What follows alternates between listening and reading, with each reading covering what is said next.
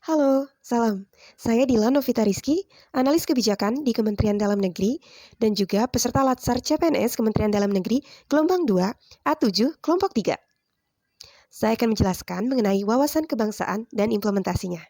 Wawasan kebangsaan adalah cara pandang bangsa Indonesia dalam rangka mengelola kehidupan berbangsa dan bernegara yang dilandasi oleh jati diri bangsa atau nation character dan kesadaran terhadap sistem nasional atau national system yang bersumber dari Pancasila, Undang-Undang Dasar 1945, NKRI, dan Bhinneka Tunggal Ika guna memecahkan berbagai persoalan yang dihadapi bangsa dan negara demi mencapai masyarakat yang aman, adil, makmur, dan sejahtera.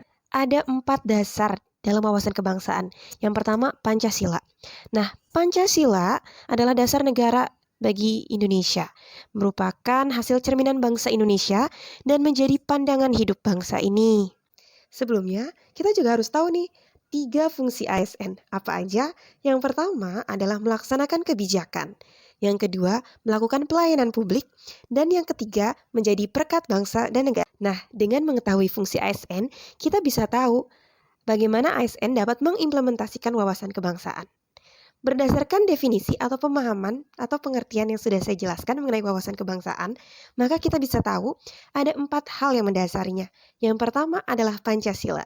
Nah, Pancasila ini merupakan dasar negara Republik Indonesia yang merupakan hasil cerminan bangsa Indonesia dan menjadi pandangan hidup bangsa Indonesia. Nah, dari 5 Pancasila, 5 dasar tersebut, kita bisa mengimplementasikan diri sebagai ASN itu dalam wawasan kebangsaan adalah memberikan pelayanan kepada publik tanpa membeda-bedakan latar belakang sosial dan ekonomi. Ini bisa mencantumkan sila kelima. Yang kedua adalah Undang-Undang Dasar 1945. Ini merupakan konstitusi negara Indonesia dan sumber hukum tertinggi di Indonesia. Pada alinea keempat, ada disebutkan mengenai tujuan Indonesia, yaitu melindungi segenap bangsa Indonesia dan seluruh tumpah darah Indonesia, memajukan kesejahteraan umum, mencerdaskan kehidupan bangsa, dan ikut melaksanakan ketertiban dunia yang berdasarkan kemerdekaan, perdamaian abadi, dan keadilan sosial. Untuk dapat mengimplementasikan wawasan kebangsaan berdasarkan UUD 45, ASN harus bebas dari intervensi politik, bersih dari praktek korupsi, kolusi, nepotisme, dan juga senantiasa menjunjung tinggi kehormatan negara, pemerintah, dan martabat pegawai negeri sipil, serta mengutamakan kepentingan negara daripada kepentingan sendiri, seseorang, atau golongan. Kepentingan bangsa dan negara harus ditempatkan di atas kepentingan lainnya.